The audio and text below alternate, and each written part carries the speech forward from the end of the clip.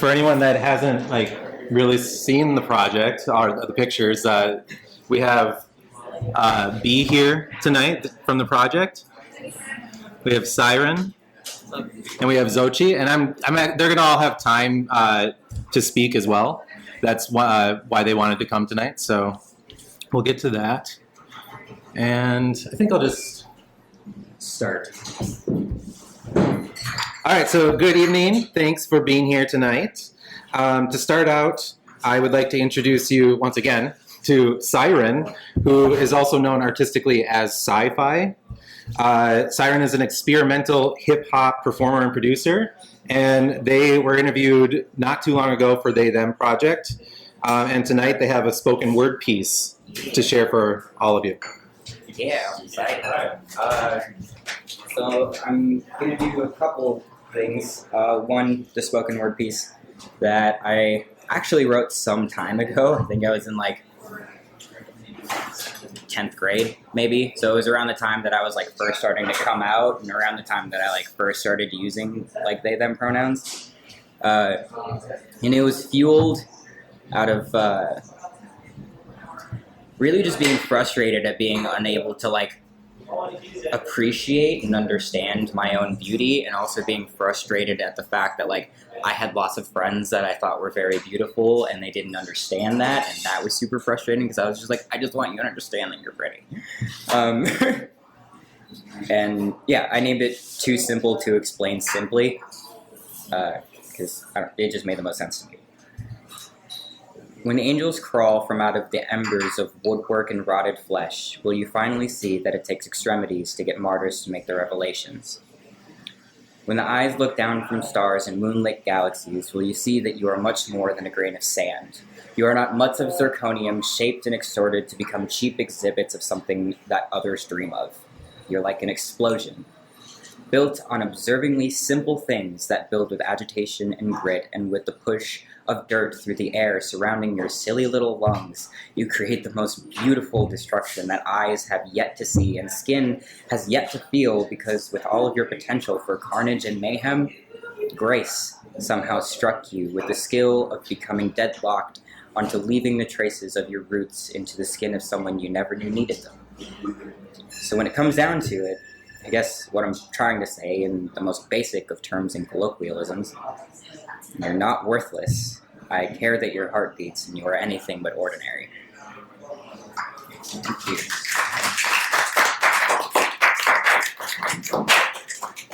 When my writing was trying to make sure that everything sounded way more complicated than it needed to.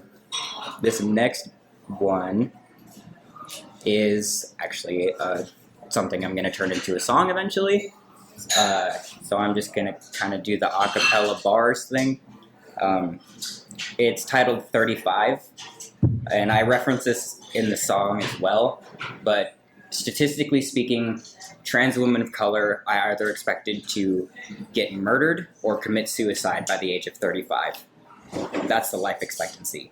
And given the recent, I'm going to go with environment created after Trump announced the plan to strip back protections, I was really pissed off, and so I decided to write. I'll just go at it. You don't know what the kid do, 20 deep in the Ave, not a cent do. It's sci-fi, you know I stay humble. You're just salty because I'm fresh like the prince. They done caught him with the set of his prints. Looking for a crib, got me ringing the mint. The labor's intense. Gotta sell my blood just to make sure that I can pay the rent. I'm split black and white like my nigga Dent. 2020 vision, hindsight, rearview with the Benz. Moving packs out the city, chew the glass from the ceiling that I've been broke. Corner store meals on a 10-fold. Got your shook nerves all settled like the benzos.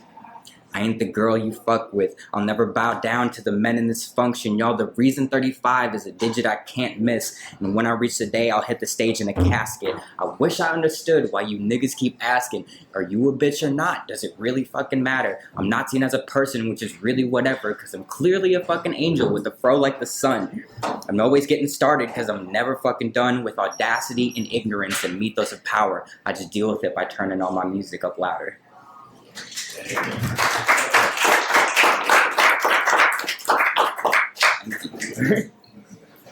you want to give the rest of my speech from the? Yes. Is there, so who here has listened to the podcast? Is there anyone here who hasn't? It's okay if not. Okay, cool. So hopefully I convince you to listen in. Thank you, Siren, Sci-Fi. Yeah. So my name is Brent Dundor. I'm the creator, producer, photographer of They Them Project. I am cisgendered. I identify as gay, bisexual, a husband, a business owner, an artist, an activist, and I use he, him, his pronouns. Tonight, I'll give you the slightly abbreviated version of the story of how I got started on the project. You'll see that there's still a lot to it. It all started from me wanting to document my journey to better understand gender and gender nonconforming individuals. The first time that someone asked me if I had heard about they, them, their pronouns, I mentioned that I had never heard of that before.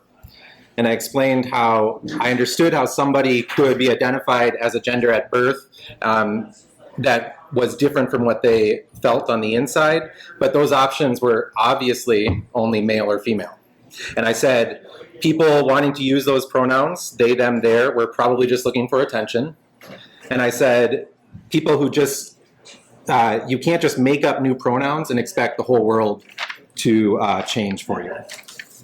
My husband heard me say this to another person, and he stopped me right in my tracks, as he often does when I'm making really bold statements without being educated on a subject.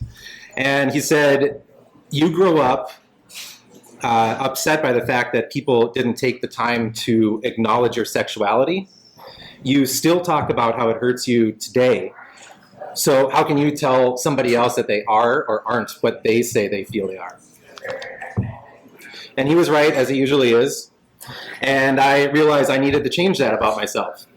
So I had had a successful photo campaign in the past when I had moved here from Los Angeles. And I created a campaign called the Marry Us campaign that was in conjunction with Minnesota United and the Twin Cities Gay Men's Chorus.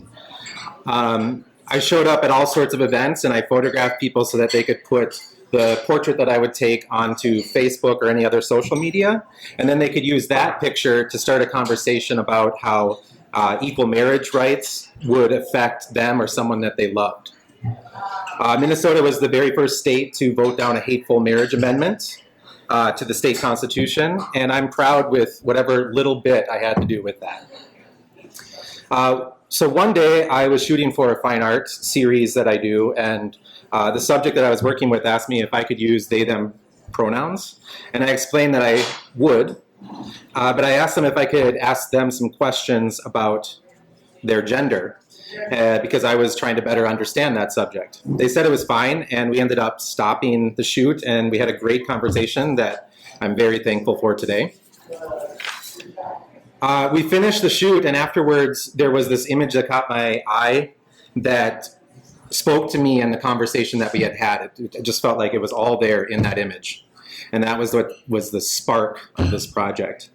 I took what I learned from the Marry Us campaign, and I asked several people from Facebook who I knew had posted things about their gender identity if they would be willing to come in and get their picture taken. And luckily those people trusted me, and they did.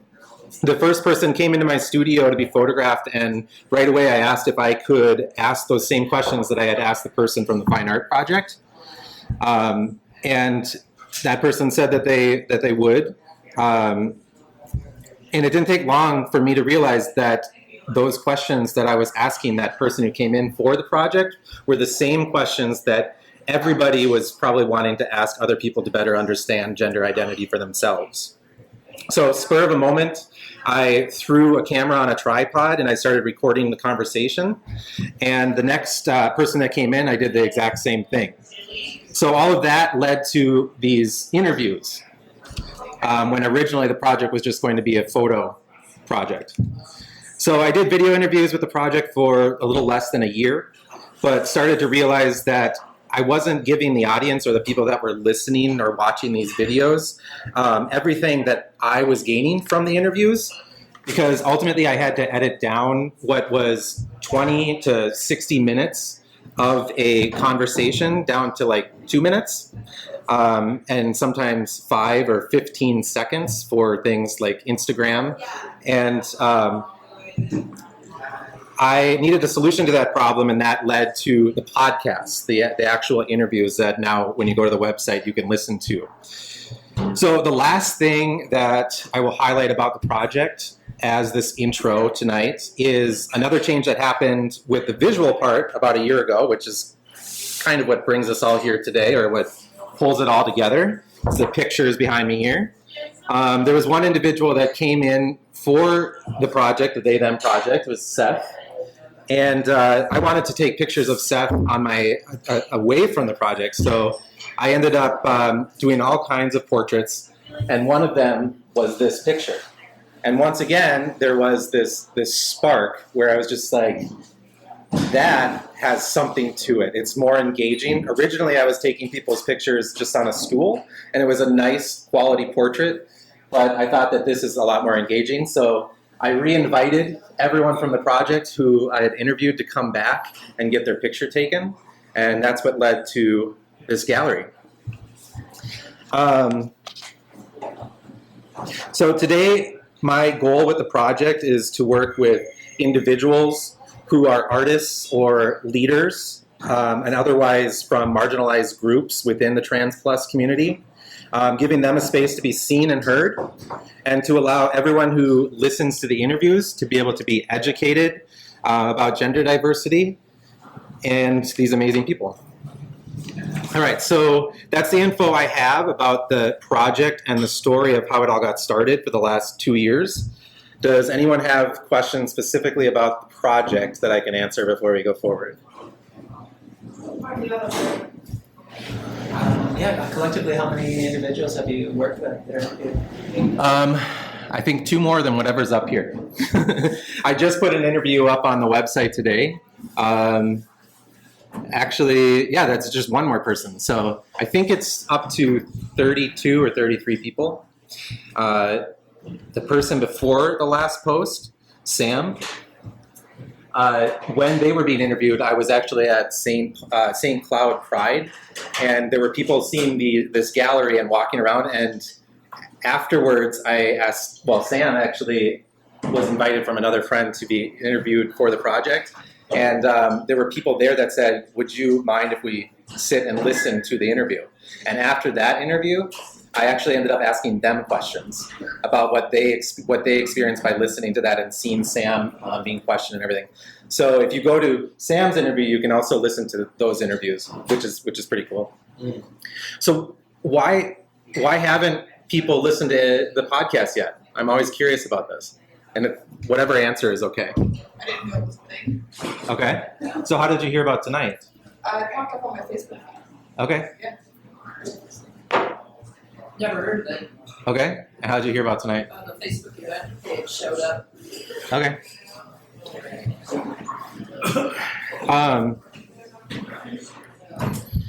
Okay, so from here, I'd like to give space to the people from the project, all the participants who are here. So whoever is wanting, I assume all of the 3 of you want to speak, right?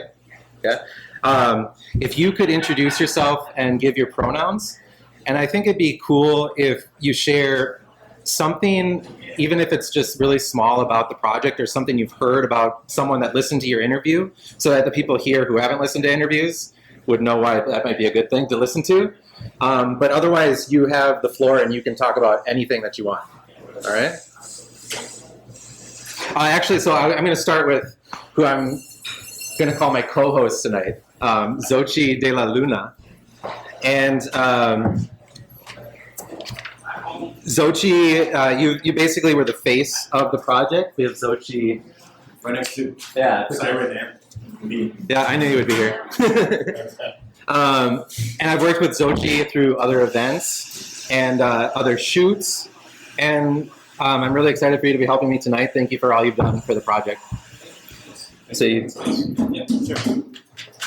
Hey everyone, I'm Zochi Daluna. My pronouns are they, them. He, him if you hate me. I consider myself agender. My mom doesn't understand what that means either. You know, I've actually had to draw pictographs for her because in Spanish there's no neutral language, right? So I've drawn actual pictographs and doesn't understand, right? So I guess to her I'm the symbol formerly known as son. Prince joke. Yeah. And you know, like Siren was saying, we'll get unsolicited comments in person.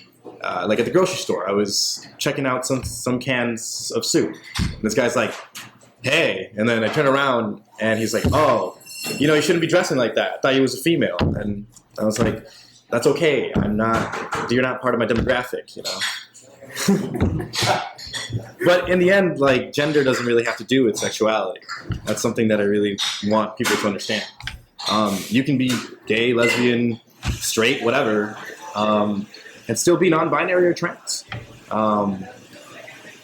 I think that the project is really important because I've had people come up to me and tell me, "Hey, I listened to your podcast or I watched a little clip that was online of you, and it made me feel so affirmed just to hear you say that you were agender, especially because you don't look like me." And to see that another person can be agender and not be like me was very powerful. And the project means a lot to me because a few years ago when I finally came out to my mother, finally found words to talk about this, it was because of the project, partly, and because of the friends I had met in the trans and non-binary community. So to me, it's very important, and that's a great resource for anybody that's trying to figure that out for themselves. Figure out, like maybe somebody in their family and what they're going through. So I thank you a lot for making this space, because in the end, we wouldn't have they, them in Minnesota without you. You know, I'm sure that this is happening in other places, but really important in a place like Minnesota, I think. Further along that, the words social justice are very charged, wouldn't you agree? So what I talk about doing through my endeavors is making space for everybody who comes second, the majority of the world's citizens that come second in the cis-hetero patriarchy. Now, cis-hetero patriarchy is the social norm, the society that we're currently living in that's only existed for a blip in history. If you think about it, and if you read about it, it was brought on by colonization, by the European ancestors who came in and tried to ethnically cleanse and bring people into their religion. And that's rough to hear, but it's the truth. And honestly, trans people have existed before, and they will continue to exist even after the society falls and crumbles. Because it will, just like every other society has. So I try to make space for that. I try to make space for the people of this world who come second in that. Through endeavors, mostly through endeavors that are shows. One place that I saw that really needed it, and a place that really means a lot to me, is the comedy community. That's how I got my start in a lot of show business, is stand-up comedy. Obviously, this is not the right environment for stand-up comedy, so some of my jokes are falling flat, and that's okay. They were a little intense too. I came out, pretty intense, but that's part of comedy. You know, you have those moments. But my point is that this city has a very white male-centered comedy scene that doesn't allow for the growth of anybody who isn't. And if you do, you have to go through a lot. Kind of like you have to go through a lot as a non-binary and a trans person, as a woman. You know, it's like, so I've tried to make space over the last year and a half for people in the comedy community. And now that's culminated in 2 different open mics. One of them that happens third Fridays at Moon Palace Books, and another one that is going to start happening on the 12th of November at Du Nord Craft Spirits, just around the corner here. And the comedy open mic that I'm starting at Du Nord is called Uproar. Uproar because, well, we're not, you know, we're trying to be loud about it. You know, we're trying to be outspoken about it, and because we're channeling the Black Panthers with that. And that was my co-host's idea. He's black, he's a black man, and he's always been really political, and he's always been bullied his life. So he was like, I'm not gonna be quiet. I'm gonna be loud. And Panthers are not just a black thing. They exist in Mexico and Central America, just like my identities. And so our little caricatures for this show are a Black Panther and a jaguar. And we're uproar comedy. But it's not just stand-up comedy. It's improv comedy, storytelling, sketch comedy, anything that tries to make people laugh. Because I honestly think that comedy is a great vessel for that, like great vessel for communicating things that you might not even realize will impact you. Like, have you ever watched a comedy set and you end up realizing that they kind of fed you something that you weren't thinking you were going to come out of at that set, Sure, the poop and fart jokes are always going to be classic, right? But sometimes you can joke about your identity or about a very traumatic incident, make it funny, and have somebody learn something from it. So that's why we think comedy is important. But other than that, I also run 2 monthly shows that are variety shows. Mother Goose's Bedtime Stories and Vector 9 Variety Show. Vector 9 happens at Moon Palace, like I explained. It has the open mic. Mother Goose's Bedtime Stories has now moved to the longest running immigrant theater in the country, and that we have here in Minnesota. It's called Pangea World Theater. And they're a little more nomadic. They have a studio where I get an indefinite residency, but they've now become my fiscal sponsor after a year plus of me doing solo produced shows, because they believe in what I'm doing, as they have had to forge their own path in the theater world as well, as it is a immigrant run theater by 2 Indians, like from India, not as another term might make you think that Indian means. But Mother Goose's Bedtime Stories is what I started because I didn't see enough theater and or cabaret, variety show style shows happening that were uplifting Black, Brown, Indigenous folk, trans folk, non-binary folk, women, for instance, and have this all intersect.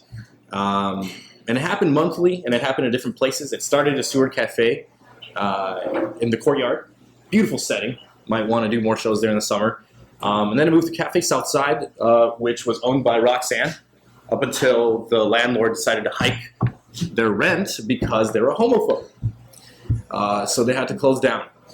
And I had 2 wonderful shows there, thanks to Roxanne and for the space. After that, I moved to Lush. It went well there. I had some really beautiful moments there, but it wasn't compatible at the end. And so that's how we ended up here. Like, other places that I had it, but not worth mentioning, to be honest. Culminated a 1-year anniversary with a play, a metal and punk festival, and a performance art night in August.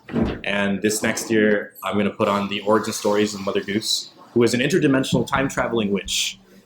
So expect a full 1.5 long play for the 2nd year in August. But what I'm saying is that this city has such an artistic abundance, not just in that demographic, but also in the demographic of everybody else in this city. So much talent, and we're losing art spaces, theaters, left and right. The Triple Rock closed down. Grumpy's Downtown closed down, which is a musical hub. Intermedia Arts closed down. Patch Cabaret closed down. Minsky's closing down. The Red Eye has lost their spot. And to me, all of this goes hand in hand because art is where you radicalize. Art is where radical ideas live. And the fact that these places are closing down is an attack on radical ideas. And that's what my show represents. No matter if there is a space that somebody's making for me, I will make it for myself and for the ideas of these other people that are part of the show. But that's all I really wanted to say with that. I really think that art is a beautiful vessel for communicating these ideas and educating, because with the heavy ideas, you need levity. And that's why comedy and art is so important. But I'll have some questions for y'all after B comes up and says some things. Is that cool with you? Yeah. Sweet. I'm looking forward.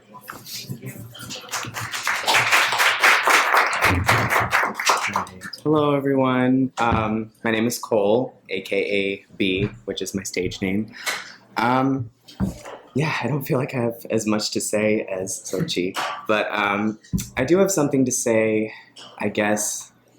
I don't know, just to give a little background on myself and how I'm finding myself in this community. Yeah, I guess, I don't know. I started making music in high school, did that. And I never really knew, like, truly how to express myself. And I never really felt like I had a place to truly express myself until I honestly found the queer, non-binary community of Minneapolis. I had done, like, open mics at random places, like even a year ago, and I don't know, I just always felt my art was like, I don't know, I got some side looks for what I did, but no, I saw even like what Sochi was doing. Sochi was honestly one of the first people I went to when I was, trying to get into the scene a little bit, and yeah, they're claps for them because they're like honestly a leader in this community's art scene at the moment for me. And honestly, I feel like this community has taken me in with open arms, and that's why I love this project, because it finally showcases that on a much higher level, I would say. It gets the message out to people, like there are people here that don't even know really what this is, so it's like, yeah, it's great to finally, I guess, be seen and heard. Yeah. I'm really bad at speaking, but You fine. I try. I can edit that. Yeah. Thanks, please. But yeah, I guess what I want to say is I'm thankful to Brent for taking me in on this project and helping me express my art and my individuality, but also, yeah, providing that to my friends as well who do the same. And I think that's amazing. That's all I got to say.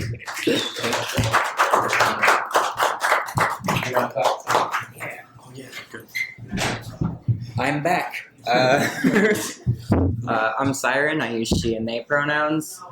I identify as an Afro-Latinx non-binary trans woman, which essentially for me kind of means, or breaking it down, I guess, I'm Black and Mexican. I believe my family is from southern Mexico, I want to say, more towards Central America. Yeah, and that means a lot to me, and I'll get a bit more to that in a little bit. But I'm a non-binary trans woman, which for me essentially means that I'm very centered in my femininity, and I feel very like strong and empowered in the idea of what femininity means to me. However, I'm not stupid, and I realize that like my identity is constantly subject to change, as well as I am. Like I'm always going to keep changing for as long as I keep living, and my identities can keep changing over time too. And I kind of touch on that in the podcast a little bit, and I also kind of touch on what you two were mentioning, where it's like being very thankful for people like Brent to be able to create this kind of space, and using the kind of, no, I shouldn't be afraid of saying that, using the privilege of being a cis person to create the space to uplift other trans and non-binary people, which I think is really, really awesome, and something that I think needs to be happening a lot more.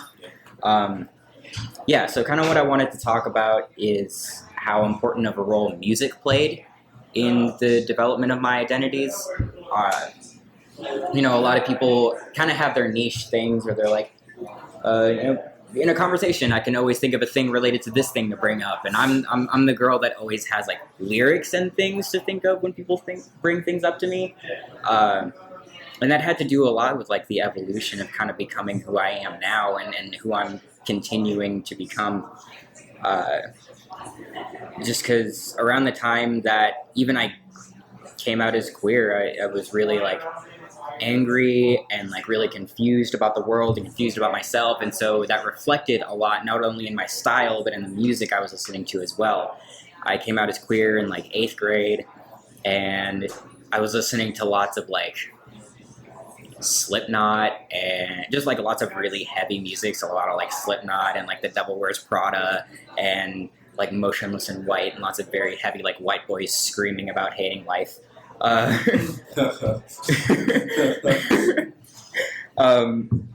lot of Tyler the Creator at the time, because he was very, very edgy at the time, much less to how he kind of is now. Yeah, and I feel like a lot of who I am is very much reflected in the music I listen to over the course of my life. Yeah, and sort of as I become more of myself, I start to notice that the music that I consume is much more open as well. I pretty much strictly used to listen to like lots of like rock-centric music, partially because I grew up and was friends with lots of like angry white kids who listened to a lot of like angry white kid music. And so my music taste is very centered around rock and roll for a long time, and then sort of as I felt this weird fight in me, I felt like I wasn't black enough, and I felt like I wasn't this enough and that enough, and so on and so forth. And so I started investing myself in things that I felt like were representations of the cultures I came from. So I started learning about the history of hip hop and the culture under which, and the culture and the environment under which hip hop was birthed. And I started, just doing lots of stuff to find different ways to connect with myself, and that again started to reflect in my music. I started, learning. I kind of traced back and listened to a lot of music I grew up with, which was like a lot of early 2000s radio music, so like Ashanti and Ja Rule and like 50 Cent and Baby Boy the Prince, and like, a lot of real good like throwback, 90s, 2000s R&B and hip hop, and really trying to reconnect with myself that way. Eventually that kind of turned into like listening to a lot of the music my mom grew up listening to. So a lot more stuff like D'Angelo and Erykah Badu and India Ari, and even like non-black artists like The Cure and Susie and the Banshees, and so as my mind and my perception of myself started to expand, so did my music taste, and now it's very dominantly like held within hip hop and held within lots of very just, I wouldn't say weird, but very interesting kinds of music. And it's helped me a lot, and the artists that I take particular special interests in, I feel like are big reflections of that as well. So like I was mentioning before, listening to lots of like Tyler the Creator and watching his development happen, and like even the development of like him coming out was really big to me, because I was just like, I always knew there was something up. I was just waiting for you to say something, like a lot of that like, honey, we knew before you knew kind of thing, which has happened more often than not, at least in my experience with other like queer and trans people that I know, where you can kind of see things happening, but like you don't want to be that person, so you just kind of got to wait for things to happen, and then people come out and you're just like, oh, thank God. The first boyfriend I ever had kind of wound up like that, where it was just like, he was just like, I'm kind of queer, and like got himself like the bisexual bob like haircut. And then he was just like, no, I'm gonna cut a bunch of it off and give myself like the cool, very like, I'm gonna go with like a staple, like non-binary haircut, like the very undercutty like top, like, you know what I'm talking about. And I was just like, okay. And then the next year he like came out and he was just like, actually I'm a guy. And I was just like, I've been waiting for you to say this for like 2 years. Yeah. Tangent. The one particular special interest musically that I have that has helped a lot, for me emotionally especially, but also just like in coming to terms with a lot of stuff about myself, is a band called the 1975. Very like art ho kind of band. And they've helped me like discover a lot of stuff about myself and be very comfortable in a lot of stuff about myself. Particularly their second album, which has a ridiculously long title. The full length of the title is I like it when you sleep, for you are so beautiful yet so unaware of it, which is a very like, it's their longest record, and it's very emotional, and it's very like nostalgia fetishy as well, where it sounds, their whole goal with that is just like, we want to sound like bands from before, but we want to sound like it was created today. So like even the intro track off that like sounds like it sounds like Fame by David Bowie, but it's also very like Huey Lewisy and like kind of, but it sounds like it was made today, and I really mess with that just because I resonate a lot with that in my soul, where I'm like, I'm very much portraying a lot of the stuff that is reflecting of the current times, but I feel lots of connection to things that existed before I did. Which again is musically reflected in stuff like D'Angelo and India Ari and all that kind of stuff. Yeah, they helped me become comfortable with a lot and helped me become comfortable with a lot of frustrations I was having. That album specifically just helped me deal with so much frustration I had in the world and so much frustration I had with myself. And yeah, so just that's kind of the whole point, is I wanted to talk about the importance that music played in my, not only my life, but in how I just not only discovered myself, but became comfortable with myself. And even now, trying to become more comfortable in like performative masculinity, like I've considered becoming a drag king. The only reason I don't is because I don't want to have to go through the struggle of putting on all of that makeup and gluing my eyebrows down, because I'm really not about it. I can't treat my eyebrows like that. Look at them. But yeah, just because that was something I struggled with for a long time, where I first came out and I was very hyper feminine, as lots of like trans women tend to be, where it's like I am overcompensating for the fact that I don't feel girly enough. And so I'm wearing like tight dresses with lots of like sequins and sparkles and big heels and this and that. And it's just, as much as that was me at the time, it wasn't me at my core. And so I've like further started to become more of myself. And part of that means playing with the idea of what my masculinity means to me as well. Because I'd already dealt with my femininity. I'd already come to terms with all of that. But then having to come to terms with something that with a plane that you already existed in previous to this was super weird. And a lot of that comes through performance. So I'll like dance alone to myself a lot of the time and do lots of like drag style performances when I'm like alone in my kitchen cooking or whatever, listening to a lot of stuff like Prof. He's a Minnesota artist on Rhymesayers. He's got a lot of that very like performative masculinity type of thing, where he's just like, yeah, I'm a big bad man and I'm the shit. And I'm like, nobody can mess with me kind of thing. And I'm like, yes, I resonate with that. But like, I want to exist with the audacity and confidence in which white men exist in the world. Because like, being able to capture that power and hold on to that power and claim it as your own is freaking awesome. To be able to walk around with the power that other people don't really know that they have.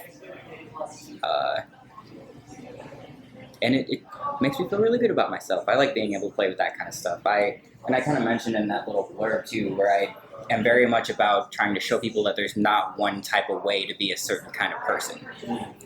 I'm Black and Mexican, but I'm very, clearly into stuff like punk and metal, and a lot of my early music fascinations were with stuff like AC/DC and Led Zeppelin and, a lot of real classic rock kind of stuff like that. And, people that look like me don't usually show up in spaces like that. And so I want to show people like there's no one kind of way to be a Black person in that sense. A Tyler line that resonates with that, like I said, I got lyrics for everything, is tell these Black kids they can be who they are. Not whoever they want to be, but who they are already. Which like resonated with me a lot. And even like as a non-binary person, I want to show people that there's no one particular way to be a certain type of person. I can be non-binary and very centered in my femininity and my soul and in my core, but I can come out in jeans and my dirty cons and a big crusty vest and whatever, and still call myself a woman and feel like a woman. It just doesn't really matter. It's all about how are you best showing the world how you're feeling on the inside. and that's what I wanted to do, and something you gave me a platform for, and something that my previous workplaces have given me a platform for. I worked at the Science Museum for a number of years, and having to come out there was really weird, but they provided me a platform to be able to discuss and openly share my identity with people and openly help people to understand identities like my own. And I know that the museum as an institution is even further pushing to try to make their space more accommodating for a more diverse modern time. And the fact that that was because of me is really honoring, really. And the fact that that institution allowed me to be able to help them make that step was a big deal. And I'm glad that people have been willing to give me the platforms to do that.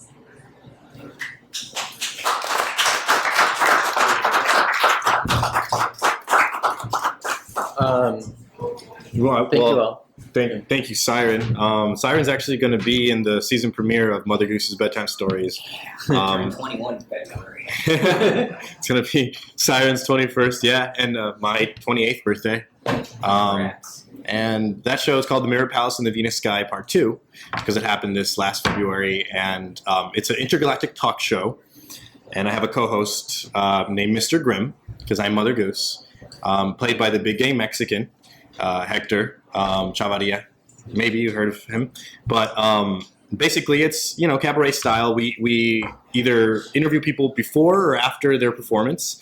And we let people send in questions for the performers if they know them, or they're live. You can text, and I think it's a really fun time. I think it's one of the most fun shows because you have that whole aspect of the late night talk show, but it's weirder. So I'm really excited about that. You'll be playing at Sci-Fi. Yeah, I'm excited. Yeah, thank you. And the thing that you reminded me of is like a true story that I use in my comedy sets is when my dad came up to me and I thought he had found out that I was gay. Came up to me and he was like, "I know what you are." I'm like, "Oh, crap. What's that, Dad?" He's like, "You're an emo." I'm like, "An emo, Dad? What's an emo?" "You wear all black. You hide in your room. You listen to sad white people all the time. You're an emo. Saw it on the news." And I'm like, "An emo? Oh, okay." And that was so relieving, but also kind of radical because the guy didn't even let me like the color purple. So the fact that he was okay with skinny jeans really touched my heart. But with that being said, we have some questions. Yeah, we have questions prepared, but before we do that, is there anybody else in this space that wants to give your name or your pronouns or say why you're here tonight? Yeah. Any non-binary people here that are not just me and Cole? Cool. Awesome. Thank you for being here. Yeah. Should we just go to the questions? Yeah. So the idea that I have behind asking these questions is for this to be more of a conversation. So please, if there's something that maybe someone said up here already that you were like, "I don't know what that means," or if these questions have a word or are talking about something that you've never heard of before, feel free in this space to ask what that means. The whole point is to try to educate people with all this. So I'm going to start with the question that I asked first to every single person that I've interviewed. And that question, I guess, is to anybody here who is non-binary or trans. I always start by asking, would there ever be a time that you would be upset if someone asked you what pronouns you use? So this question is important because I know before I started this project, I was thinking, oh, well, that's rude. You can't ask somebody that question because you might hurt their feelings, especially here in Minnesota. You're worried about what someone's going to think when you talk to them. But every single time that I have asked someone that question in this project, every single time the response has been, "Please ask me that question." So that's like, if you take one thing from this project, it's to understand that is like the best question you can ask to respect someone who is non-binary or trans. specifically with that phrasing though, what are your pronouns? Yeah. Because it comes across so much better than what are you? Or even adversely, what are your preferred pronouns can be rude too, because it's not a preference. It's our identity. It's who we are. It's not a choice. When I started out the project, I started by asking, what are your preferred pronouns? And the second person that I interviewed said, well, they're not my preferred pronouns. They are my pronouns. Does anyone have anything to say in regards to that? Can I sign? Okay. I'm Margie. Hi, Marty. I work as a writer and I'm older. That was a joke. I've been kind of tripped up because I write correctly, according to the AP manual style, and I stumble over singular, plural, just Oh yeah. they am, they are. So I'm hoping that there'll come a time when it's just easy for those of us who are older and for whom this is a big change, not an unlawful change, but it's a big change. Just that the language won't be so good. I mean, It definitely takes a bit of practice. Yeah. It's doable, but yeah, it just takes retraining your brain into thinking singular and plural. I mean, I mess up sometimes myself, and the thing is like now it is a recognized thing by major dictionaries. It's in the lexicon, but it doesn't mean that you're gonna not mess up, And Even as a trans person, like it was super weird to have to adjust to a lot of that same struggle where we were just like kind of conditioned to use plural they and like all that kind of stuff, and so trying to like reapply that to myself was super weird too, because I was just like, that doesn't sound right. it's like, Xochitl, you're misgendering yourself, and that was like during my first year. I'm like, yeah, you're right. I don't know why I'm doing that.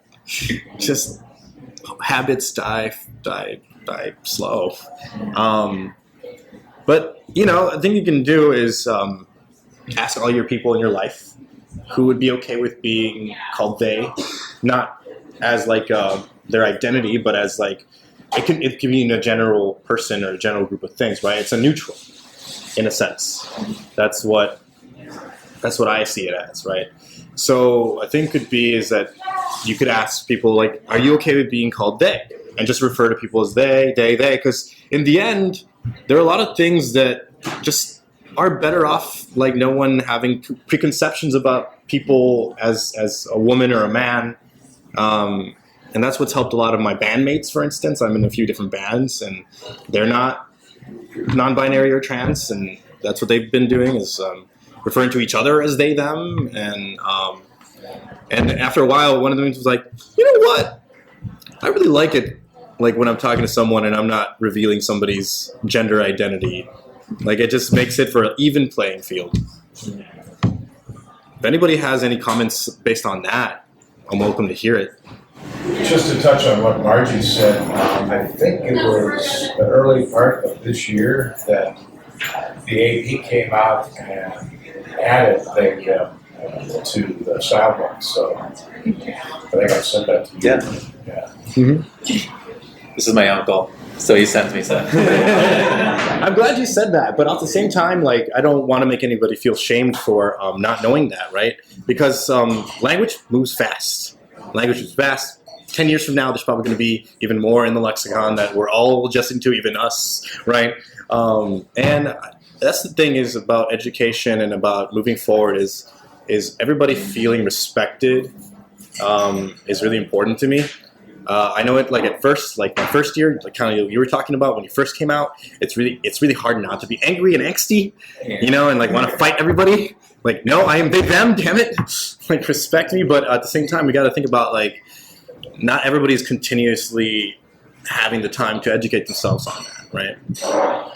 So gentleness. Like not everybody's constantly in like queer and trans spaces where that language is most commonly used. And so it's like a matter of bringing those sort of things to the spaces you occupy. Yeah, but at the same time, as a cisgendered person, as a person who's not trans or non-binary, you got to realize that we're dealing with a lot on the daily, and like this is a space where we've made so that we can talk about everything.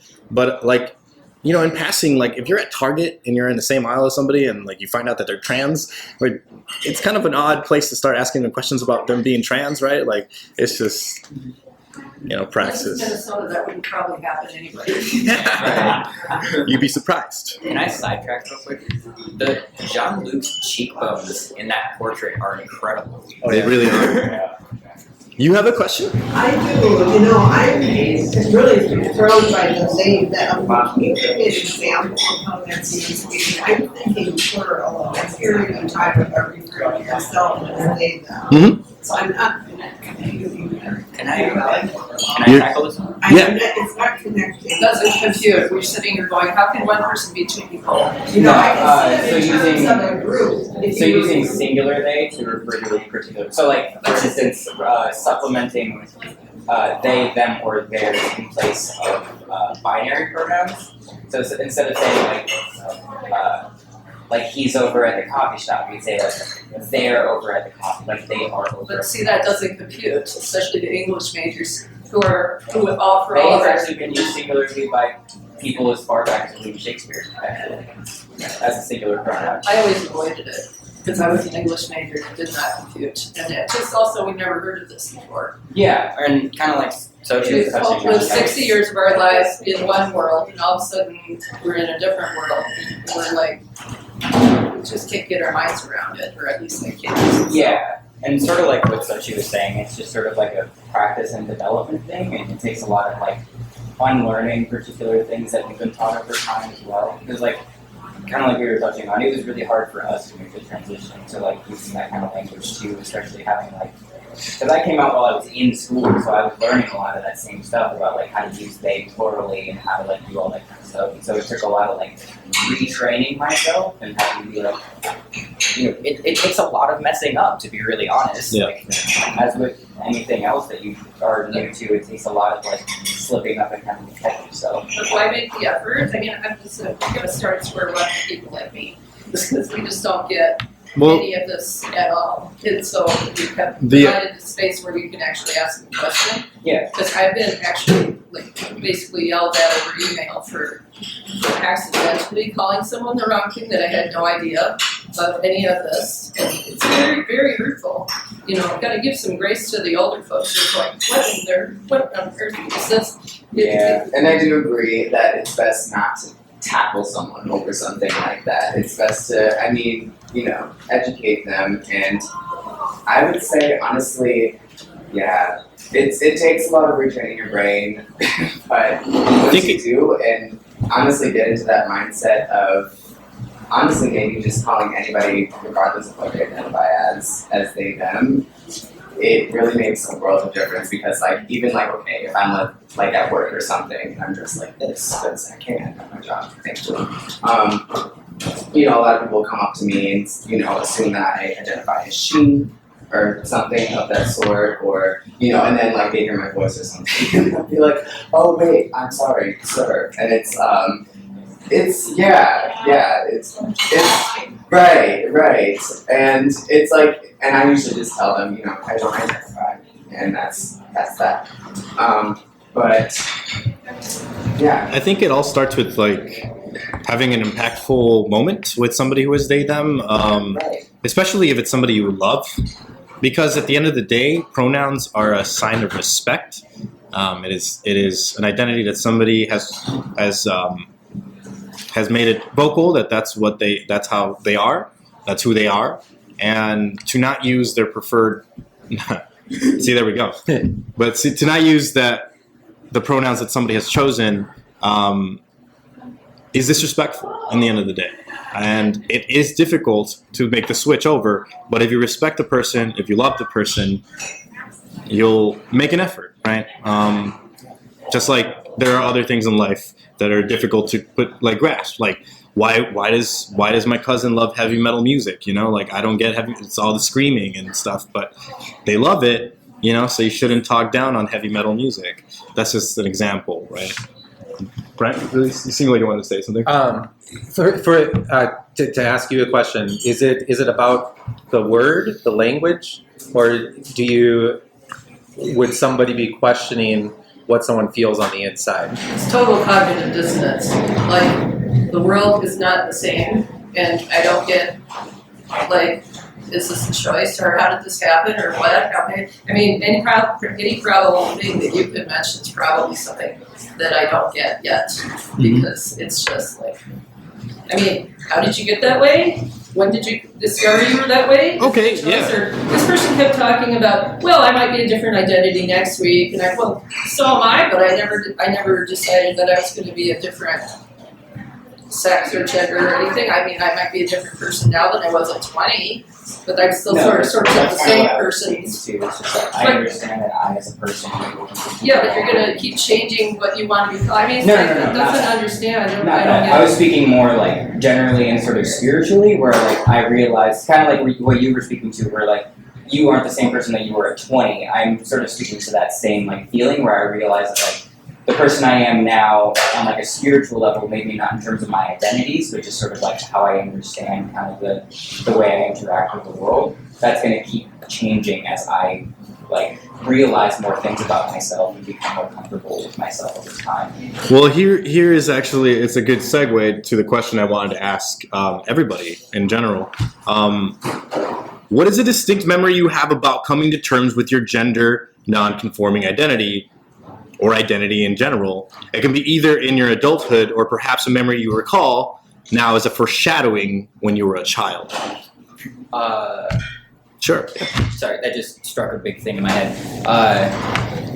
Because after like getting overall like my hyper-femininity stuff and just sort of trying to like settle into the way I kind of really see myself, I did like tons of retrospective reflecting where I was just like, how did I not notice these kinds of things in myself before? Where it was like, I remember as a kid, like, joking around, like, trying on my mom's heels because, like, I was at an age where, like, my feet were the same size as hers, which was funny as hell, by the way. Yeah, and just sort of, like, retrospectively looking back on a lot of that stuff where I was just sort of, like...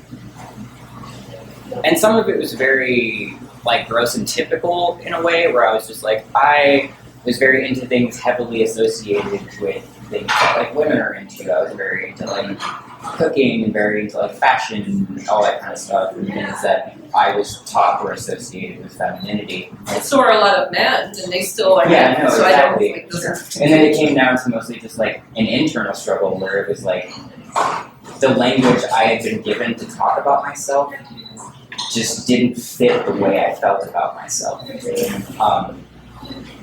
And it's essentially just that, like, I was taught and told that I was a particular way without ever being given the freedom to discover that for myself.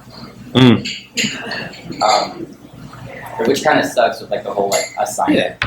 I think the two terms that like might be very helpful too are like gender identity and then gender expression. So someone's identity could be non-binary or transgender, but having the opportunity to express kind of like a Venn diagram, like you might one day be identifying and feeling more masculine, or years down the road identifying with the more feminine aspects of someone's personality. So those two terms I think are like very helpful to kind of delineate the way someone was born and their identity that cannot be changed, and then their expression, which can be fluid, and the expression of it can be someone's journey there. Yeah. Like, for instance, oh yeah. And so I'm just trying to It's figure okay. And I look at the 32, 33 photos, Mhm. and it seems to be more younger people as opposed to 5 of us that are older, and not understanding it as much and trying to. Mhm. But I see, so is it more difficult, Brent, to find older trans? I mean, obviously they were there, but I'm just curious because I see you're more of a younger generations or photos, except for maybe and I'm just trying to, is that true? Are you trying to find I'm always looking for people that are younger or older for the project so that people can hear those stories. I mean, I can pull out examples, but you could go to the website to do that as well. But there is someone who I was in their 60s, but then there's people that were 9 and 12 years old. But certainly it is harder to find people who are younger or older to interview for that. I know, as a kindergarten teacher, and there was a student one wear dresses every day, and as a teacher, I was like frightened, and the parents were frightened, but the whole school was like, "What are you doing?" This is in a public school, and I finally had to talk to the staff and say, "You have to get the students not pointing and things to the student," but and as an older person, as you're having a hard time understanding it also, myself included, that I just think, because it is new, that you can see that it's more for people to understand. It's good for you having this. I don't necessarily think it's new. I just think that we have language for it now. Yeah. I think it's a big difference. And It's new to us. less social constraints. Yeah, I was gonna say it's new to even younger generations as well. Like I was saying, I it's think it new was to younger more generations. for our All I know is I went 60 years of my life never hearing of this at all, and everything was kind of just taken for granted, and all of a sudden this was like, what? So I'll go back to kind of the question that I had for you before. Do you feel that those people existed, but they didn't have the language? No, I didn't know that there was an existing sort of person. So you didn't know of someone, but do you feel that those people who identify as non-binary, even if there wasn't the they/them pronouns, do you feel that they existed before we started using they/them pronouns? See, I don't know that. I didn't. I have It just confirmation of was that. completely new. So that was the question, I'll let any of you explain, but in history, there actually were non-binary people well before we were even here in the United States. Like who? Or where? Native American cultures. In indigenous cultures all around the world, non-binary identities have always existed. In the Torah, particularly, I believe there's something like 6 or 7 genders that are represented in the Torah, or I suppose more commonly known as the Old Testament, for Christian folks. In Lenca and Pipil cultures, there's a third gender and there's an infinite gender. There's a shapeshifter. What? I didn't hear that. There's a third gender and an infinite gender. In what culture? In Pipil and Lenca cultures, which are indigenous people of Central America and Mexico. Okay. As well as India has a officially recognized third gender in their government as well. But there are actually how many different genders, quite honestly? Well, scientifically, everybody has their own individual gender. There's infinite genders, actually. And it's been that way for a long time. In the 1800s, they found out that there were roughly 34 groups that people could be categorized in, but they just ended up chopping it off at these 2 peaks because it just made everything easier to categorize. And that's where everything's kind of gone from, is that time and that place and time. It's laziness in the scientific community. But that's a reason why you've never heard of it. It's because this is social construct. It's a social constraint. So that's been forcefully erased from history. That, and also talk about sexuality, for instance. Even recently, in the military, barely Don't Ask, Don't Tell was repealed, right? That's big. I feel like that's a big example of our society and our unwillingness to talk about the other and things that are different. Because like I said when I was speaking earlier, this society, the way that we are now as man, woman, homosexuals, heterosexuals, is only new in the last 200 years as well. Actually, Don't Ask, Don't Tell was a big advance over what had been there before, although it wasn't from our perspective at this point. Yeah, I'm not arguing that. But I think we go back to the spoken word poem that you had, and the line that struck with me is it takes the extremities the situation to find. Yeah, to get people to like make their revelations about stuff. Yes, exactly. So like a lot of this conversation is happening in the fringe, if you will. It's not mainstream. It's this is a very safe space. It's been curated over the course of months as you interviewed these 33 individuals and brought all this together and to share with us. It is about awareness and social conscious, just the community at large. I like related to my own story, and like I'm 28 years old, but when I was 10, there weren't a lot of queer icons, or it wasn't as prevalent in television and media, and I didn't have an icon of my own. Now, What icon? What do you mean by icon? it's like a TV show with a queer person or a gay person. Explain queer. Yeah. Already, I don't know that. Queer blanket term to mean anything other than straight, essentially. A lot of people commonly refer to the queer community as LGBTQ community. Well, I heard that before, Sure, but I didn't know what queer was. Queer is certainly one of those terms, actually, but let's talk about that word. Actually, queer used to be a derogatory term, so if you... Yeah, I know that. That's how come I'm going. Why Certainly. do you want to be called that? So we as a community now in 2018 have given power back to the word queer. I identify as queer. I feel like In the same way that like I as a black person reclaim the N-word and use it in a way that's non-derogatory. Right, Word of power. But if someone says to you, I'm queer, what are you supposed to take from that? I mean, you don't even, it's too confusing if it's so broad that it covers everything that's What- not. I feel It's like also like non-specific. I just feel like that's supposed to. I feel like if somebody says I'm queer, that's opening up the grounds for you to ask questions. No, this person was basically yelling at me over email. That happens too, and there's. And then it's like, I don't know what that means. What am I supposed to do with that? Because one didn't tell me, well, there was no opportunity to do so. I know, but yeah. I would like to say something. Here, just here. I think what you're doing is the right thing. I mean, you're coming to this event, you're learning, you're educating yourself. Yeah. It's not a problem to make mistakes. We are all learning, and as they even recognize, it's okay to make mistakes. The part that you have to value is the recognition of the other person. So whether that fits with your mindset, or whether you allow yourself to change those ideas that you already have and make mistakes along the way. The same way that when we're learning to walk, we will fall sometimes, right? Mm-hmm. But eventually you are gonna learn it. I'm gay, and my mom and my mother-in-law for a long time had a really hard time referring to my husband and myself as husbands.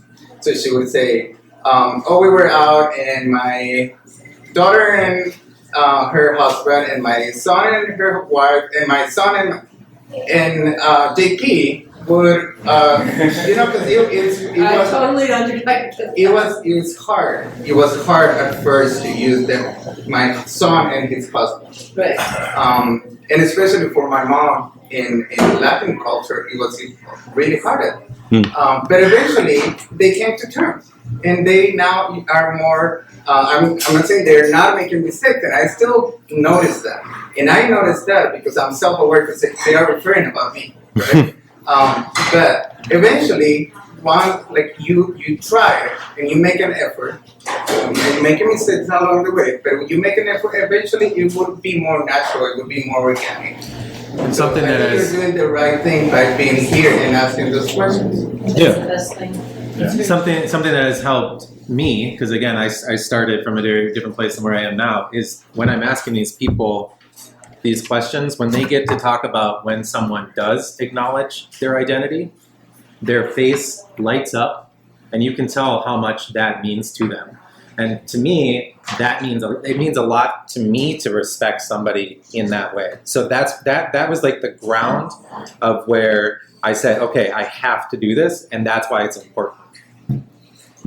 And you'll hear those instances in the interviews. Like really, the best thing, one of the good things you can do to learn is to listen to people's stories, and that's what the interviews are all about. something in the way people. Some very talk. eloquent people in the interviews too.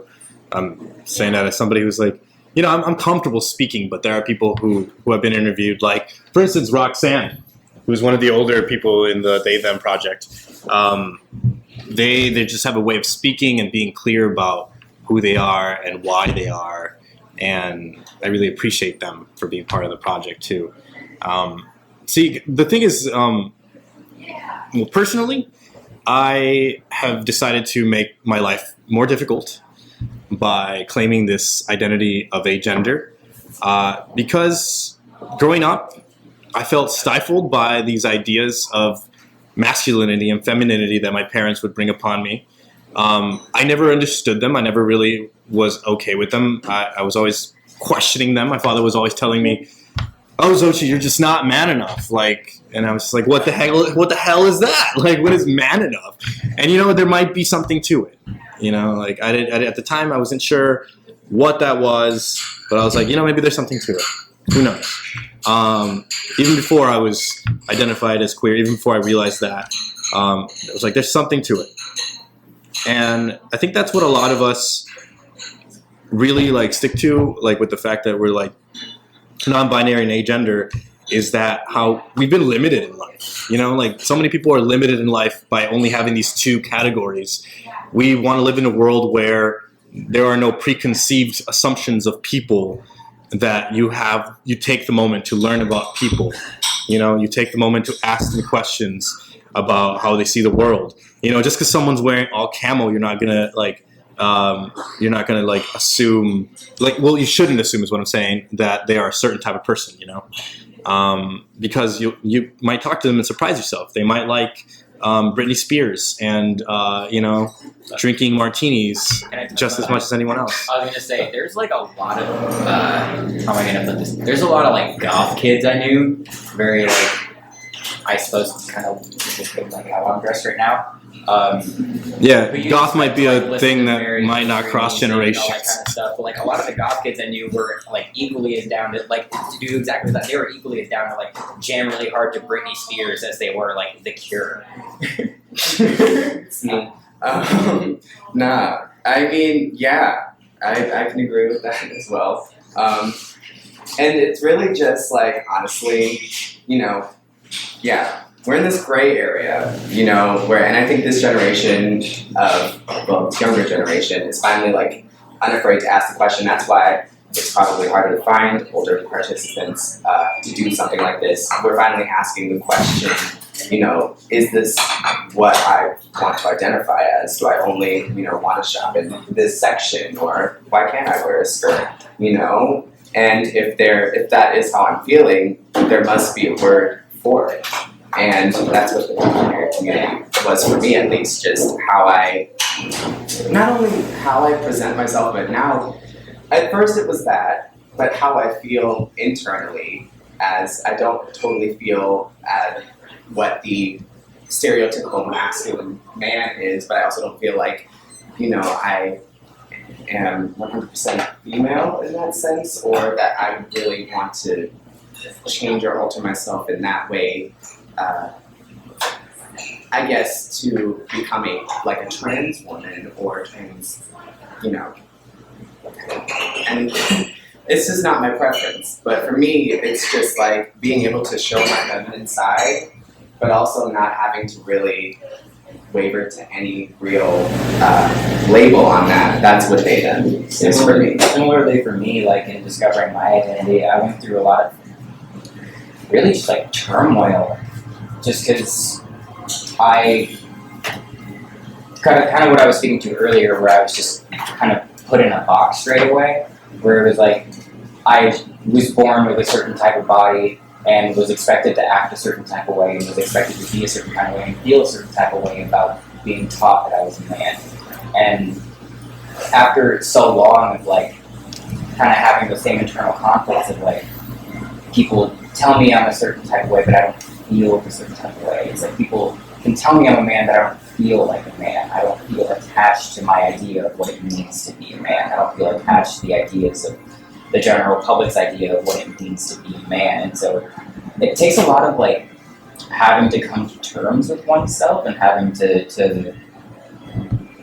do a lot of really painful, like, settling down and having to have those kind of conversations with yourself as well, where it's like, what really do I feel like on the inside? And that's kind of what I had to do, where I was just like, I don't feel really attached at all to the things that I've been taught that I am my entire life. And so, you know, I kind of started out, like I mentioned, I came out in, like, as genderqueer in 10th grade, as a sort of way, just because I didn't particularly feel like a man, I didn't particularly feel like a woman, I kind of felt in between, I kind of felt like I was in the gray. Yeah. So you sort of felt like that your whole life? Yeah, and just never really had the language to describe it, right? Because I was constantly being told that I was a boy and all that kind of stuff, but I didn't feel that way. I felt more in the gray area where I was just like, I don't really feel like a man, I don't really feel like a woman either. You want to play trucks, you want to play, you know, dress up, you want to play Barbies, you do whatever you want. It's like, I want to be able to, like, put on a cute dress and, like, heels or something, but also be able to work on a car. Like, yeah. And, like, it's obviously, like, much deeper than that in terms of just, like, a spiritual resonance with one's identity and, like, that kind of stuff. But yeah, sometimes it's like a disconnect from what you see in the mirror too, though. Mm-hmm. I mean, you were saying that you don't really want to change anything about yourself. Me, on the other hand, like, I don't want to. I'm not trying to become a woman, but I also would benefit highly from, like, a surgery that could soften my face a little bit. You know, like, give me more hips. You know, take some estrogen so that I could start looking more womanly, but not to become a woman, but to affirm that side of myself in my head, like, you know, the person I see in my dreams, the person who I am in my dreams, and it's difficult, and it has been for a long time to, like, you know, see myself and see stubble and stuff and just, like, be grossed out by it, not because I think it's inherently gross or anything, and because it's not me. Yeah, to kind of touch on that, I absolutely just lost my train of. You mentioned something that, like, struck a chord in my head, and I totally forgot it. It's okay. You'll remember. I think I want to ask what is one of your favorite gender affirming memories that has happened to you between folks? Anybody here who is non-binary or trans? If you have a memory that feels very good to remember. I had a boyfriend in 10th grade who was also trans. And once I started, like, grounding myself in, like experimenting with, like, hyper femininity more, so, like, I was mentioning, like, the, you know, the tight sparkly dresses and the makeup and all that. Having a partner that was also trans and, like, going through a lot of that hyper masculinity type of stuff. So, like, and it happens a lot with people who sort of start out exploring, like, binary identities and stuff. But it was just really affirming to be with him because it was like, I don't know how to describe it any better than, like, helping him feel masculine made me feel feminine. That's just the best way I know how to describe that. And it was a reciprocated feeling where it's like him helping me feel more like a girl helped him feel more like a man. And that was just so nice. You have one? Yeah, I do hair, mostly short hair. And I've had this client for a while who's actually 60. And they identify as non-binary transmasculine. And we were talking, and I identify the same. We were talking about how taking testosterone can be scary, even though we want to. And we both bonded on the fact that we were scared to lose our hair. It was nice to talk to them about that because I felt the same. Yeah. And it was kind of funny and laugh about it because it is a scary thing. Yeah, totally. As much as I want to start taking estrogen, but I'm on a weight and whatnot, and I can't really afford it. I'm afraid of some things, right? You know, like, I'm afraid of losing the strength that I have from the testosterone. Terrified of it. Losing my voice, my very deep, rich baritone voice, and that doesn't make me feel dysphoric. You know, I'm afraid of other things, like I've never really wanted boobs. Never really wanted those. They seem like a problem. Like, seem like they get in the way, and they seem like they hurt in different situations. You don't want them.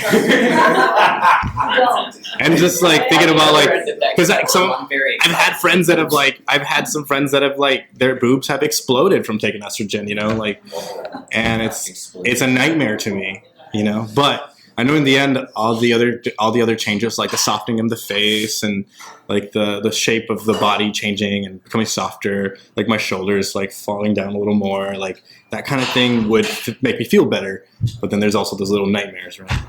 And that too, like the idea of this, it's much more individual than we think it is. Exactly.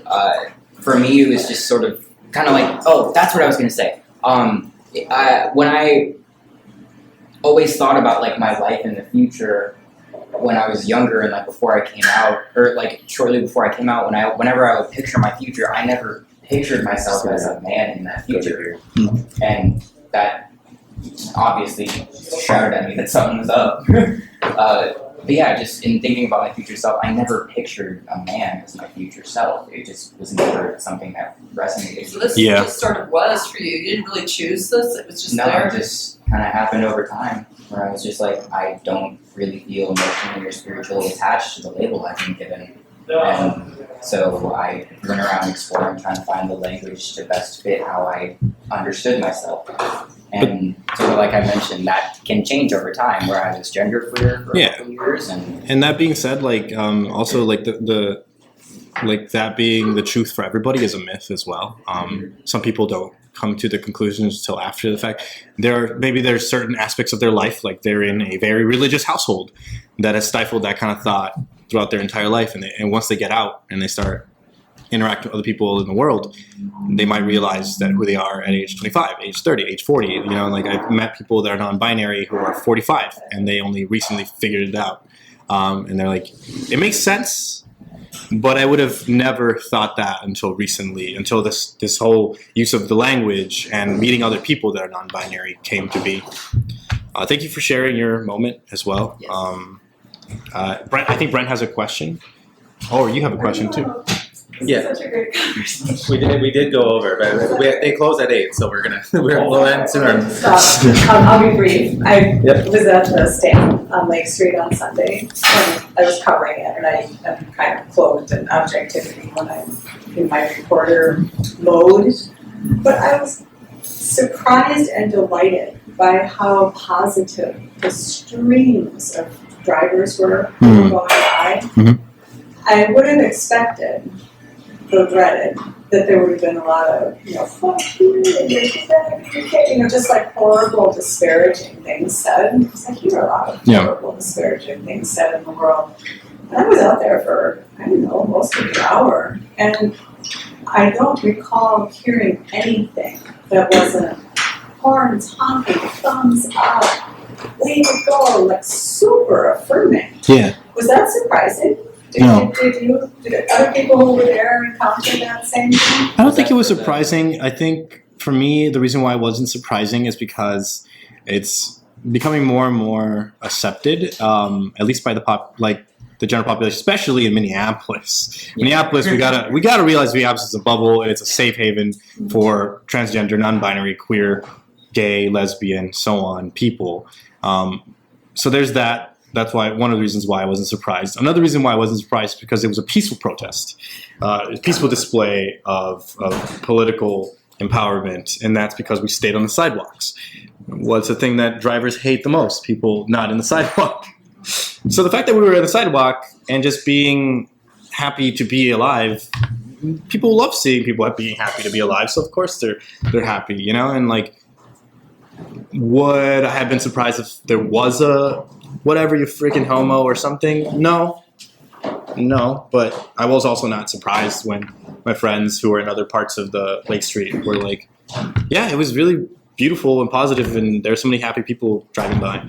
It's like, great, maybe this will like encourage people to come out for another one at some point in the future, because I feel like it could have been even more powerful, even larger, but it's just that there was that fear probably from some people to attempt.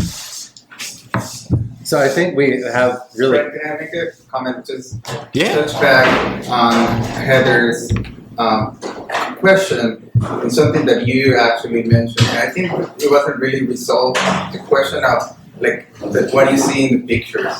And I don't think it has to be seen for the older folk to see well, I don't see myself in there. My generation is not represented there. This is something of the new generations, a trend within millennials, or as opposed to see it that way, you could see it in the positive way, thinking that those individuals didn't have to live their whole life to represent themselves, to have the opportunity, right? There are people there that are 30 years old, maybe some other ones are 20, there's some that are probably 9 years old. So already the 9 years old had the opportunity even faster than the ones that are 30 years old. If you think of women's rights, there were women that were never able to vote, and there were other ones that were able to vote on their first 18th birthday, right? So if that is the positive way that you should be seen with the younger generation. It doesn't mean that there are not individuals that are older. It's just that now the new younger generations have now the opportunity and the voice. They're being given the platform to speak up. And hopefully there will be a chance that you young people can actually reach out to the elders that never had that opportunity and tell them that it's never too late, right? Yeah, to kind of add on to that, there actually is another, I'm going to go to project that goes on in the Twin Cities called Telling Queer Stories, which essentially revolves around that exact idea, is getting older and younger queer and trans people together to tell their stories in this kind of way. Both because there's a really weird sort of gap between older and younger queer and trans people, and I feel like the conversations between those intergenerational and divergent identities don't really happen, and so they try to create that space for those things to happen. Additionally, even I'm going to use this broadly because I feel like it would have been the language used at the time. Gay rights movement, for example, was sprouting out of Stonewall.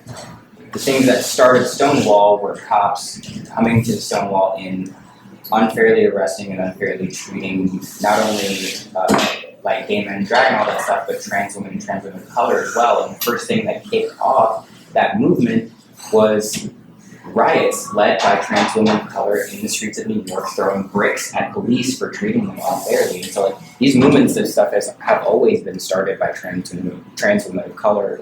And I think that's something that is very often not recognized, and to add on to our identities being a part of history that's constantly being erased. Because not a lot of people know about Marsha or know about, they don't know about the trans women that started that movement out of Stonewall because they were written out of history. To add on to what JP said as well, I had one of those moments myself where I was a little salty. I was a little why did they get to be this way and I didn't? I organized this big gay party, but before that we had this little runway show where we had a bunch of community donate clothing so that people could walk the runway, keep the clothing, and raise funds for trans Healthline and whatnot. And the people who ended up showing up to this runway show from 7 to 9 were from 16 to 20, 70% of them. And the people who organized it were in my age range, from 28 to 35, and we were very surprised, but also delighted after a while because we were like, wow, these kids wouldn't get to be walking this runway with, being gay as heck and being happy to be gay if it wasn't for people like us, going through all the bullshit. People like Marsha going through all the bullshit, and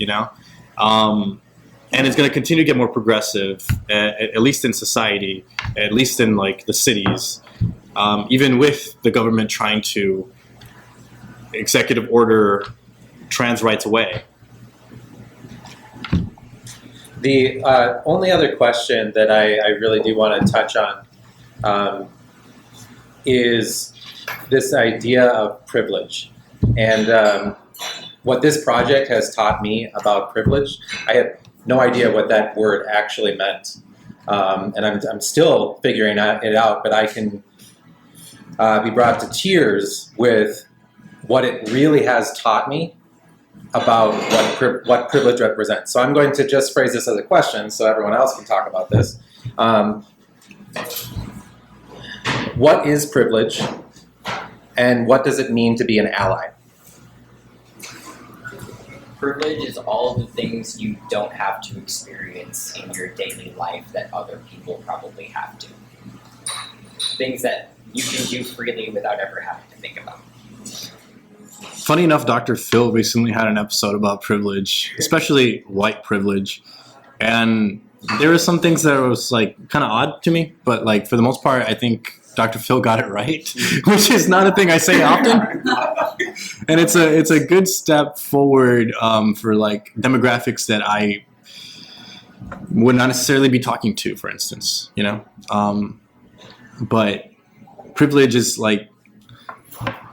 For instance, privilege is going up to the line in the coffee shop and having a $20 bill, and as a brown person having it marked, and then another person coming up who's a white man coming up and paying with a $100 bill and not having a question and just getting his change back. Well, stop there. What do you mean by having it marked? What?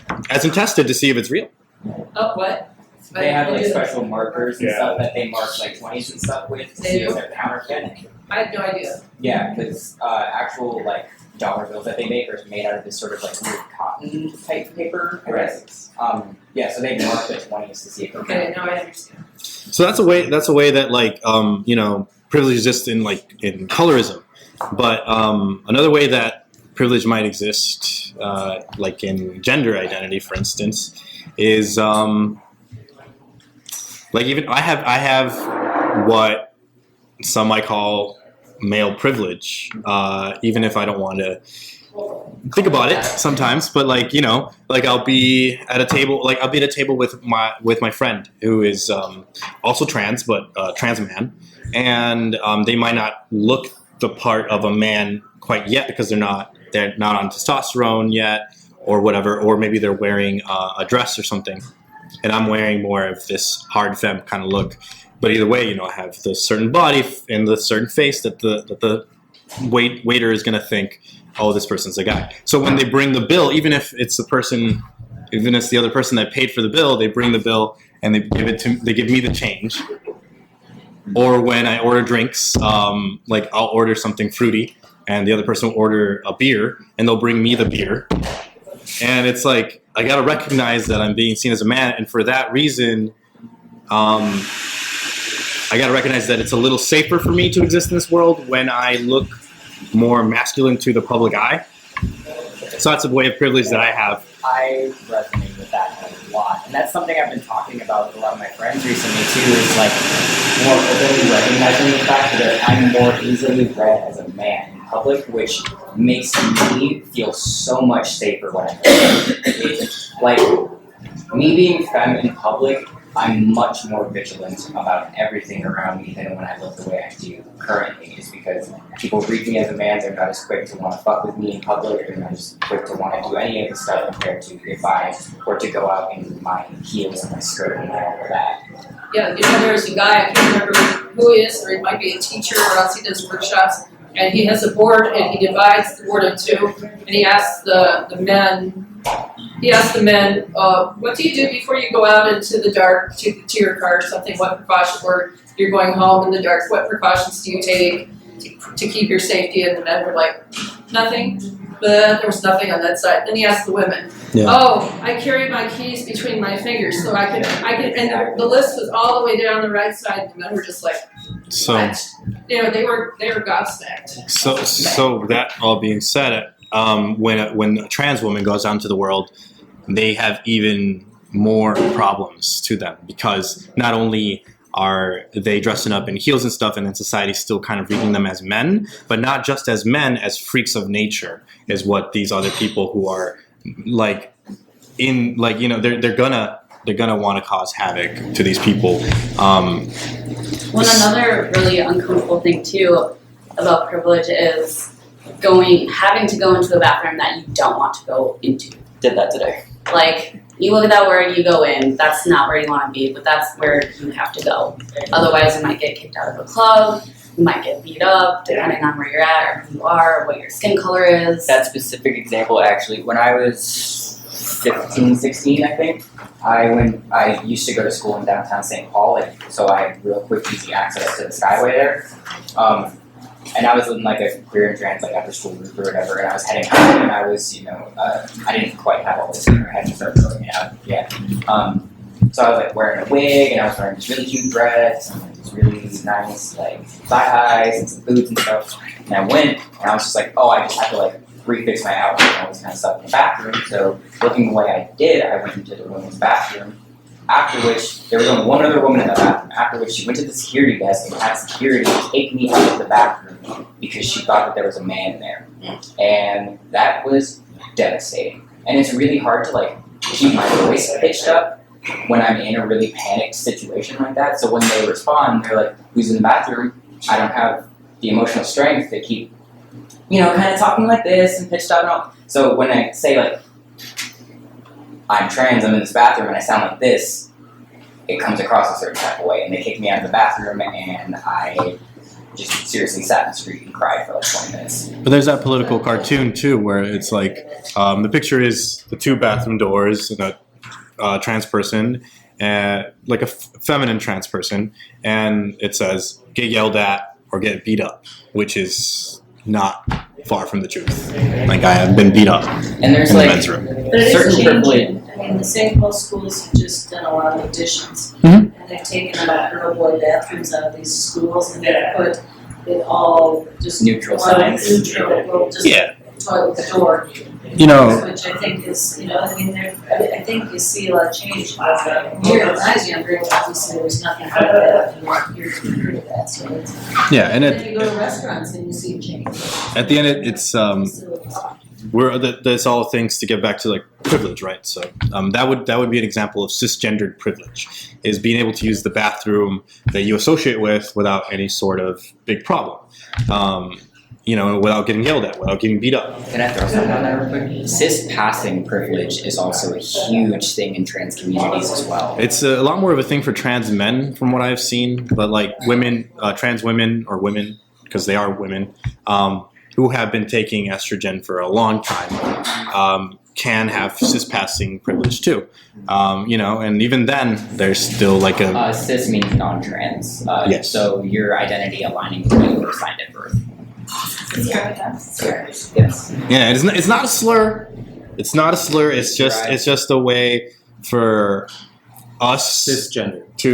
to like make a distinction between somebody who identifies as what the social norm is, and another person who doesn't. So just based on the time that we have left, so maybe like 5 minutes here. Mm-hmm. I want for anyone, like a question like, what does cisgender mean? I want for people to be able to ask questions like that. Are there simple questions that anyone has that we can talk about? Can I talk about cis real quick? It derives from, I think, either a Greek or Roman prefix, which is to mean on the same side as. Cisgender. Cis, as like a prefix, derives from a word meaning on the same side as. I think you should do this again next month. We'll do it every night. No, I mean this meeting. I'd be willing to do it, a monthly thing or something like that, but we do have the gallery coming up. Can perhaps people in the room talk about what should, or like how would you ask the people that have privilege, like privileged people, how would you ask them to support the community, or how you would ask them what they can do to be allies? Yeah, just recognize your privilege. You can literally, I think what they had me do in a class one time was count on your hand or on the nose, literally count it off what privilege you have, your skin color, your gender. Even separating that, gender expression versus identity. Exactly. Just counting your privileges, realizing that you have them and that other people might not have as many points on that scale, and Yeah, just recognizing that and recognizing that we're all people with our own individual outlook on life, and that should be respected. As well as like, if you have the platform to do so, doing kind of essentially what Brent's doing here and providing space for marginalized people to talk about their stories. Whether that means just taking the time to sit down with someone and have these kind of conversations, or if that means doing something like Brent's doing and creating a project centered around creating space. One of the easiest things that you can do when you are meeting somebody, if you are worried about saying, may I ask what pronouns you use, you can introduce yourself and give your pronouns, and that invites them to do the same. And that's one of the simplest ways that you can show respect to somebody or give them the opportunity of sharing their own pronouns. You know, and I find it interesting that, like, we have difficulty, like, not we, but, like, some people have a difficulty saying their pronouns when they are just she, her, or he, him, you know? Some people are like, my pronouns are he. It's like, they are he. What the heck? Like, you've been here your life and you say you were he. Why are you stuttering? Or why are you, like, what's up with that? You know, it's just funny to me because it's like, Because we never thought about it. It was just there and it was not a thing. we'll own it, right? It's like, but also like own it for us. Own it so that like we know where you stand, and so that we have an opportunity to say where we're at. You know, so like if you're meeting somebody and it's like, hey, you know, my name is so and so, and my pronouns are she, her. The other person might be more comfortable, be like, oh, okay, well, hi, I'm Xochi, and my pronouns are they, them. Thanks, nice to meet you. You know. But also like not, like I said before, not assuming anything about anyone. That's just the best way to be an ally. And at the higher level, I am not trying to make this a political thing, but also think about your privilege of when policy making. You have the chance to talk to somebody, like educate somebody else. You have the privilege to vote, and you see that there is a bill that is up for voting, and even if it's something that doesn't affect you directly, but put yourself in somebody else's shoes and think, what would it be like?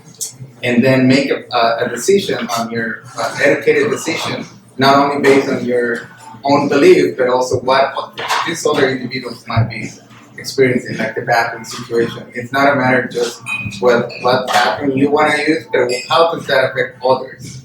And think about that when if you have the privilege of changing policy in this country. Empathy is a big deal. Yeah. So I think we can wrap up. I do want to thank Peace Coffee for giving us this space. Thank you very much. And thank you all for being here. Thanks for the participants. Honestly, so again, like listening to these interviews, each one of these people have inspired me and taught me something, and the interviews are worth listening to. So, like, ultimately, you can hear their stories, and you're going to learn something from each one of them. So, I really recommend listening to the interviews and sharing the project, so that someone that you know who might be still trying to understand gender themselves, they can listen to the interviews as well. It's really about getting the word out there about listening to people's stories and respecting people. His stories are super important. Not only like the not only the whole thing about stories being told in general, but it's who's telling those stories and who are they telling them to. It's so important. Yeah, another big way to help and be an ally is, you know, if a lot of things seem difficult, but you have the monetary means, donating to these groups, and not only they, them, but Mothers Bedtime Stories, or to an individual that you know personally that might be in need of monetary assistance. That's another good way of being an ally, because a lot of the time we have even difficulties in the workforce. You know. Yeah. I know, you know, unfortunately, I know quite a lot of queer and trans people that are not only struggling with money, but also like struggling with housing, struggling with, you know, all sorts of different kind of stuff that people might not even realize. And that comes with like family not understanding too, and being kicked out of the house, you know, and disconnect from the family and the individual, because in the end, you know, like for instance, I didn't talk to my mother, not because I refused to, but because there wasn't enough respect and they were being incredibly abusive to me when I had come out. And so there was about 2 years that we didn't talk. And I tried. In that 2 years, I tried once in a while to talk to her, to meet up, but it remained the same. And it's only until recently that she's hearing me out, that we're talking about where this all comes from, and that it is not something that she gets to impose on me. I raised you a man, right? Like, you raising me doesn't make me more than a fraction of what I am. Like, I have my own life experiences. You don't get to decide how to program me. Was it lonely growing up? Was it lonely growing up? Being in a shell where? I mean, I had siblings, and they never I don't think that kind of thing really ever came up with my siblings. They just kind of saw me who I was. Yeah. And accepted you. And accepted me, yeah. I think they always kind of knew that I was not only queer but also trans. Because when I came out to them, they were like, "Oh, cool, thanks for telling us." So I do want to respect the time that they gave us. So I'll thank you all for being here. Thank you. Thanks for having us.